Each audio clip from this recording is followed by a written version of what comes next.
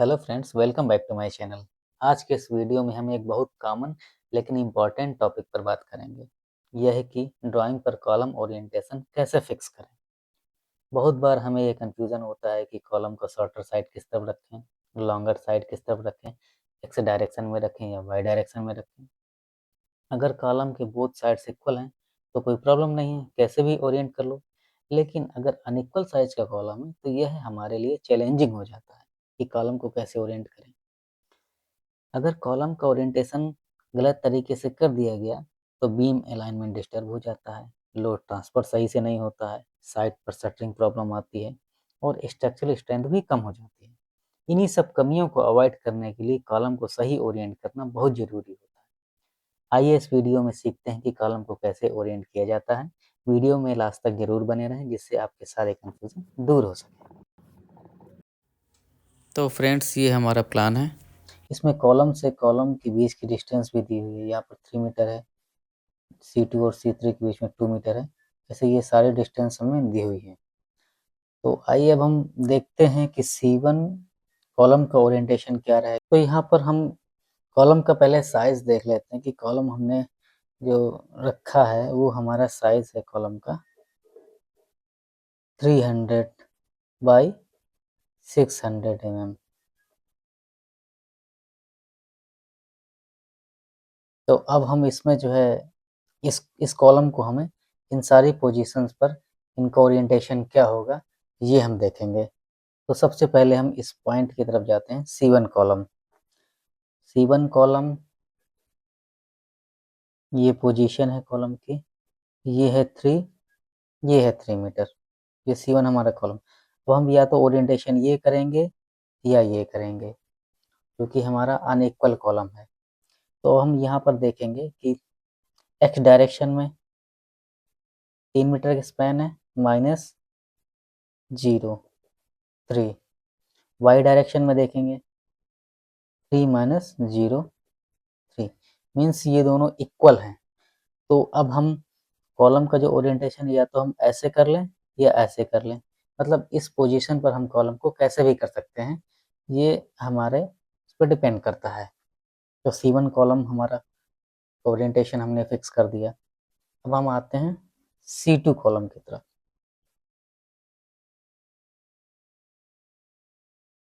C2 ये है 3 metre, ये है 2 मीटर और ये है 3 मीटर। अब हम देखेंगे एक्स डायरेक्शन में 3 - 0 3, वाई डायरेक्शन में 3 - 2 1। तो ये ज़्यादा है, इसलिए हमारा कॉलम का ओरिएंटेशन जो होगा, जो हमारा लॉन्गर साइड होगी कॉलम की, इस बीम के पैरेलल जाएगी। ये डायरेक्शन रहेगी हमारी, क्योंकि इस डायरेक्शन में जो है मूवमेंट ज़्यादा जनरेट होगा। यहाँ पे कुछ मूवमेंट होगा, यहाँ पे होगा, तो ये दोनों मूवमेंट माइनस चले जाएंगे, तो यहाँ पर रिजल्टेंट मूवमेंट जो होगा वो कम होगा। लेकिन इस डायरेक्शन में जो है रिजल्टेंट मूवमेंट जो है वो बहुत ज़्यादा रहेगा। इस वजह से हम इसको लॉन्गर साइड रखेंगे, जिससे लॉन्गर साइड होने से यहाँ का मोमेंट ऑफ इनर्शिया जो कॉलम का रहेगा वो ज़्यादा रहता है। अब हम C3 कॉलम की ओर जाएंगे। C3, अब यहाँ पर 3 मीटर, यहाँ पर 2 मीटर।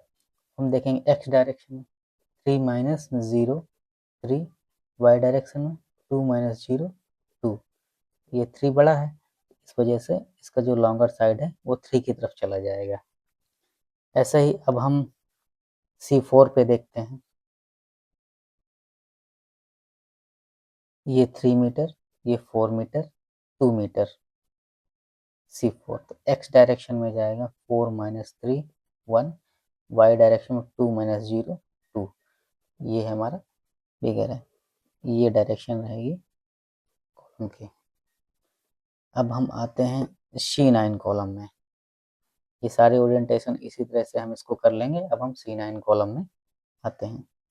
C9 कॉलम का पोजीशन ये 2 है, ये 4 है, ये 3 ये हमारा C9 कॉलम है। अब एक्स डायरेक्शन में देखेंगे तो 4 - 3 1, वाई डायरेक्शन में देखेंगे 3 - 2 1। यहाँ पर ये दोनों इक्वल हैं, तो अब हम किस तरफ करें। ओरिएंटेशन ऐसे रखें या ऐसे रखें। तो इसके लिए हम देखेंगे ये वाला स्पैन जो है वो बड़ा है as compare to this span, मतलब इस पे जो है मोमेंट ज़्यादा जनरेट होगा इसके कंपेयर में, तो इसलिए इस पे मोमेंट ज़्यादा जनरेट होगा, तो इस पे हम जो है लॉन्गर साइड रखेंगे। तो यहाँ पर हमारा कॉलम का ओरिएंटेशन रहेगा इस साइज का, ये ओरिएंटेशन रहेगा इस पोजीशन में। तो आइए अब हम ये सारे कॉलम्स जो हमने ड्रॉ किए हैं को प्लान पे ड्रॉ कर लेते हैं। तो सबसे पहले C1 कॉलम, तो C1 कॉलम या ऐसे रख लें या ऐसे रख लें, कैसे भी रख सकते हैं। तो हमने इसको ऐसे रख लिया। C2 कॉलम का ओरिएंटेशन ये रहेगा। C3 कॉलम का ओरिएंटेशन ये रहेगा। C4 कॉलम का ओरिएंटेशन ये रहेगा। C5 कॉलम का ओरिएंटेशन ये रहेगा। इस तरफ मोमेंट ज़्यादा रहेगा इसलिए C6 का ये, C7 का ये, C8 का ये और C9 का ये ओरिएंटेशन हमारा कॉलम का रहेगा। तो फ्रेंड्स इस तरह से हम किसी भी बिल्डिंग प्लान पर कॉलम के ओरिएंटेशन को फिक्स कर सकते हैं।